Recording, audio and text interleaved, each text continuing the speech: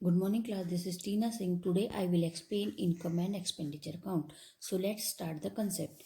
It is a nominal account prepared by a not-for-profit organization. It is the summary of income and expenditure of the current year. All the expenses and losses are recorded in debit side and all the income and gains are recorded in the credit side. Income and expenditure हम हमेशा current year के लिए prepare करते हैं as like a profit and loss account. It is a nominal account because we have use and it is also called a temporary account. इसको हम temporary account भी कहते हैं क्योंकि हम इसकी जो अमाउंट होती है या जो भी हमारे पास डिटेल होती है हम उसको कैरी फॉरवर्ड नहीं करते. ऑल डेबिट साइड में जैसे हम नॉमिनल में डेबिट सारी ऑल एक्सपेंसेस लॉसेस यूज़ करते हैं, क्रेडिट में सारे इनकम और गेन को यूज़ करते हैं. इसी तरह से इनकम और एक्सपेंडिचर में डेबिट साइड में हमारे एक्सपेंसेस लॉसेस यूज़ होंगे और क्रेडिट में हमारे इनकम और गेन यूज़ होंगे. If credit side exceed the debit side, अगर हमारे क्रेडिट साइड में कुछ अमाउंट बढ़ कर के आएगी, एक्सीड हो जाएगी, the debit side known as surplus, तो हमारे डेबिट साइड में डिफरेंस क्रिएट होगा जिसे हम सरप्लस कहेंगे. मीन्स एक्सेस ऑफ इनकम, इसका मतलब हमारे पास इनकम ज़्यादा थी और हमारे एक्सपेंडिचर कम थे. But if the debit side exceed, लेकिन अगर डिफरेंस हमारे डेबिट साइड में होगा, the credit side known as deficit, तो हमारे क्रेडिट साइड में डिफिसिट किसी एक चीज़ की कमी हो जाएगी जिसे हम कहेंगे मीन्स एक्सेस ऑफ एक्सपेंडिचर. इसका मतलब होगा कि हमारे एक्सपेंडिचर बढ़ रहे हैं लेकिन हमारे पास इनकम कम है. चलिए तो हम अब इनकम और एक्सपेंडिचर का अपना फॉर्मेट देखते हैं. नेम ऑफ द ऑर्गेनाइजेशन, सबसे पहले हम ऑर्गेनाइजेशन का नाम लिखेंगे. Income and expenditure account for the period ending on, income expenditure भी हम 31 मार्च को ही हमेशा प्रिपेयर करते हैं. Expenditure side all the expenses will be used and income, these are the income. Remaining part is here. And now we have checked the difference between the receipt and payment account. Receipt and payment account, income and expenditure account. Receipt, it is a real account. Income expenditure, it is a nominal account. It is the summary of cash book. It is the summary of like a profit and loss account. It starts with the opening cash balance and cash in hand, but it has no opening balance with cash and bank. Closing balance also has remained cash in hand and cash at bank. Closing balance of this account indicate either excess of income. यहाँ पर closing में हमें दो चीज़ें show करेगा, या तो हमारे पास excess of income, इनकम ज़्यादा है, या फिर हमारे पास एक्सपेंडिचर ज़्यादा है. Debit side of account record debit receipt and credit will use payment. Debit side will use expenditure and credit will be used as a income. It record only cash item, but it record all the cash and non-cash transactions. It is prepared for the previous, current and advance year, but it will use only current transactions. It show the actual amount of receipt and payment. यहाँ पर हम कोई changes नहीं कर सकते हैं, इसीलिए ये हमारा एक रियल अकाउंट है. यहाँ पर हम यहाँ पर हम अपनी चीज़ों को चेंज करते रहते हैं, चेंज कर सकते हैं, इसीलिए ये हमारा नॉमिनल अकाउंट है. It record income and expenditure of the current year only whether they are receive paid और not. It record receipt and payment of both capital and revenue nature. यहाँ पर हम अपने कैपिटल और रेवेन्यू नेचर की दोनों तरह की ट्रांजेक्शन्स को यूज़ करते हैं. It record income and expenditure of only revenue nature. इसका मतलब है कि रिसिप्ट और पेमेंट अकाउंट में कैपिटल इन्वेस्टमेंट जो हमारी हुई है उसको भी हम यूज़ करेंगे. रेवेन्यू, सेल और सर्विस से रिलेटेड जो हमारे पास इनकम आ रही है हम उसको भी रिकॉर्ड करेंगे. लेकिन इनकम और एक्सपेंडिचर में केवल हम रेवेन्यू नेचर की ट्रांजैक्शंस को ही यूज़ करेंगे. इसका मतलब कोई हमारा इन्वेस्टमेंट यहाँ पर नहीं दिखाई देगा. Adjustments are not considered. Receipt और पेमेंट अकाउंट में कोई भी एडजस्टमेंट हम यूज़ नहीं करेंगे, कोई भी एडजस्टमेंट नहीं यूज़ होती है.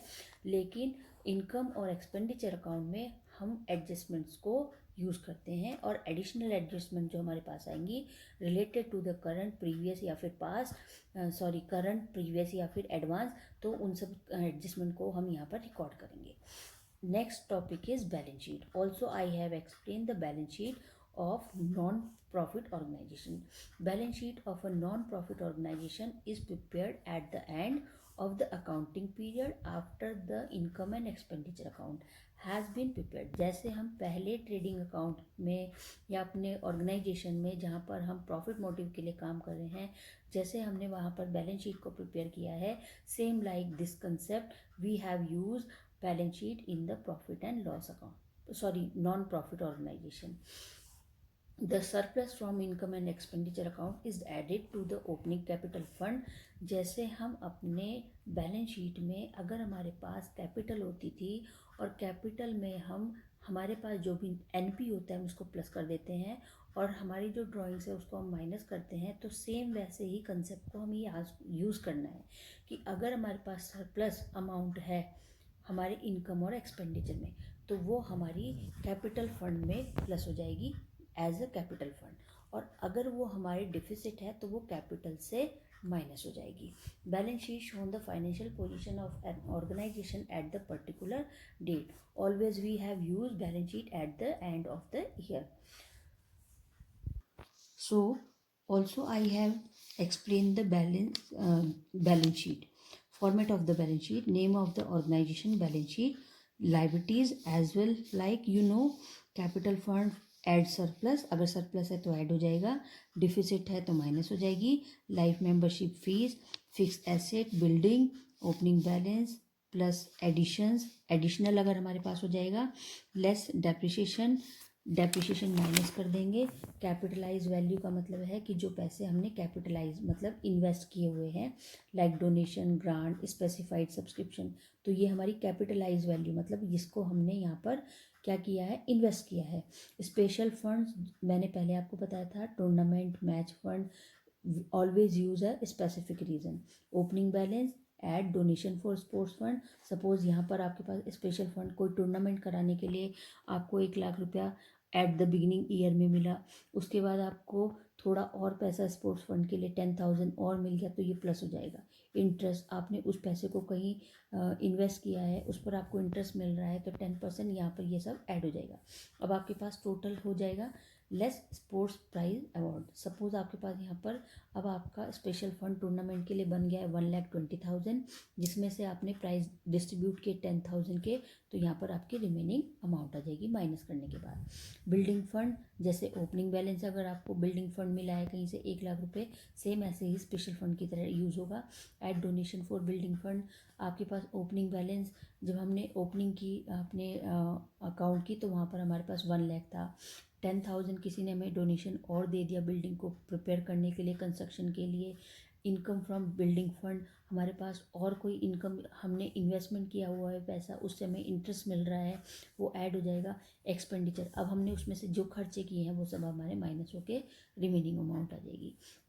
Current liabilities always use in a year, bank OD, income receive in advance, outstanding expenses, creditors, subscription receive in advance, these are the liabilities. And furniture, opening balance, addition, purchase, depreciation, sale book, current assets, these are the transactions. चलिए, तो सबसे पहले मैं आपको income और expenditure को account को हम कैसे प्रिपेयर करेंगे इसके बारे में बता रही हूँ। From the following receipt and payment account, सबसे पहले रिसिप्ट और पेमेंट अकाउंट में जो हमारे पास एडजस्टमेंट जो ट्रांजैक्शंस होती हैं, रिसिप्ट और पेमेंट का मतलब है कि ऐसी इनकम जो हमें रिसीव हुई उसमें से हमने क्या अपने एक्सपेंडिचर क्या पेमेंट की है, रिसिप्ट ही हमारी नेक्स्ट अकाउंट में जा कर के सारी हमारी इनकम बन जाती है।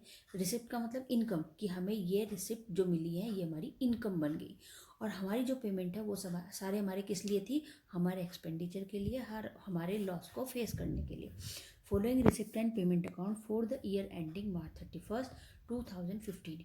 यहाँ पर 2015 में जो हमें रिसिप्ट और पेमेंट मिले हैं उसके लिए हम अब क्या प्रिपेयर करेंगे, इनकम और expenditure for the same period. हमें स्टार्टिंग में, मिड में हमें यहाँ पर पैसा मिला, हमने पेमेंट की, तो अब हम उसका एक प्रॉपर फॉर्मेट बना रहे हैं, प्रॉपर अकाउंट बना रहे हैं, जिसको बनाने के लिए हम क्या कहेंगे, इनकम और एक्सपेंडिचर हमें प्रिपेयर करना है। Receipt and payment account for the year ending मार्च 31, 2015। ये हमारा फॉर्मेट है, ये पूरा क्वेश्चन है। यहाँ पर ये कुछ एडजस्टमेंट गिवन है जो हमें यहाँ पर इन सबको एडजस्ट करना है अपने सॉल्यूशन में। चलिए तो सॉल्यूशन देखते हैं। बुक्स ऑफ नेगी क्लब, सबसे पहले हम फर्म का नाम लिखेंगे। किसकी थी ये? नेगी क्लब की। तो हमारे पास सबसे पहले बुक्स ऑफ नेगी फर्म का नाम आ गया। Income and expenditure account for the year ending 31 2015। अब हमने अपने इनकम एक्सपेंडिचर अकाउंट को प्रिपेयर करना है 31 मार्च के लिए क्लोजिंग पर। एक्सपेंडिचर, सबसे पहले हम यहाँ से शुरू करते हैं। एक्सपेंडिचर, जो हमारी इनकम थी ये हमारे सारे एक्सपेंडिचर बन जाते हैं, जो हमारे एक्सपेंडिचर थे वो सारी हमारी इनकम बन जाती है। तो सैलरी, सबसे पहले एक्सपेंडिचर हमारे क्या थे? सैलरीज। एडजस्टमेंट को ऐड करते चलेंगे। सैलरीज देखिए 2000 रुपीज़ सैलरीज है। आउटस्टैंडिंग गिवन है तो आउटस्टैंडिंग क्या हो जाएंगे? प्लस हो जाएंगे। अब हमारे पास यहाँ पर सैलरी हुई हमारी 3500। नेक्स्ट टेलीफोन, अब हमारा सैलरीज हमारा क्लियर हो गया। अब हमारा एक्सपेंडिचर है telephone expenses. Telephone expenses 300 rupees, same amount आ गई। इसके बाद हमने कहा इलेक्ट्रिसिटी हमारा एक्सपेंसेस है, इलेक्ट्रिसिटी चार्जेस 600 हो गया। जिसके अंदर एडजस्टमेंट नहीं है वो अमाउंट हमारी सेम एक्सपेंडिचर और इनकम में यूज़ हो जाएगी। जिन ट्रांजैक्शंस के लिए हमारी एडजस्टमेंट है वो हमारी एडजस्टमेंट के साथ हमारे इनकम और एक्सपेंडिचर में शो होगी। चलिए नेक्स्ट है postage and telegram stationery, same amount है। Postage and salary stationery 150 clear हो गया। नेक्स्ट है परचेज ऑफ, चलिए और पर हमारे यहाँ पर एक्सपेंडिचर मिसलिनियस एक्सपेंडिचर है। एंटरटेनमेंट एक्सपेंसेस भी हैं। मिसलिनियस एक्सपेंसेस सेम आ गया। Miscellaneous expenses 600, entertainment expenses 900। Entertainment expenses 900 थे। देखते हैं यहाँ पर एडजस्टमेंट है इसकी। Entertainment expenses outstanding 500।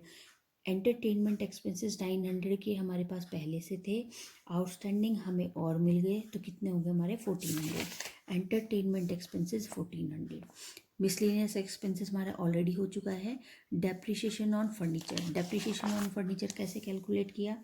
Furniture is to be depreciated at 10% per annum. Depreciation निकालना है फर्नीचर पर 10% का।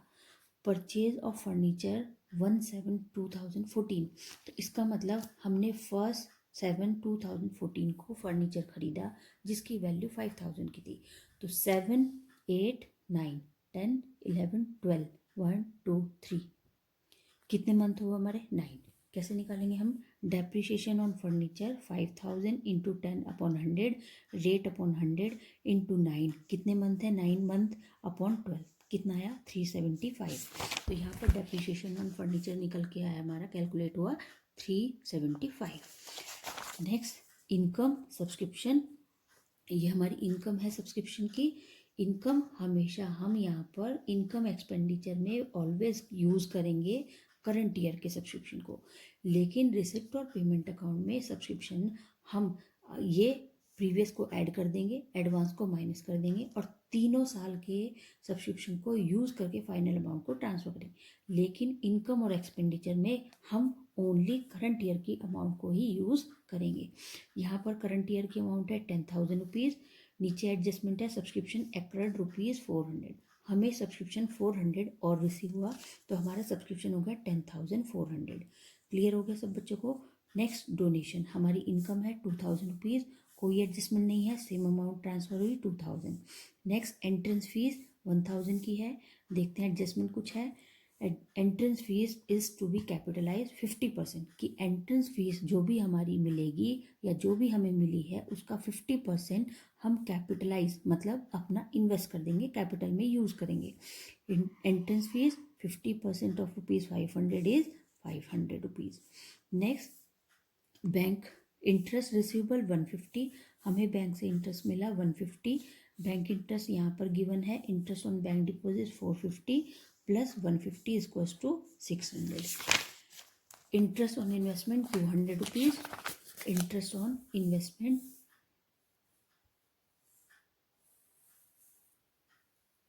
interest on investment 200 rupees.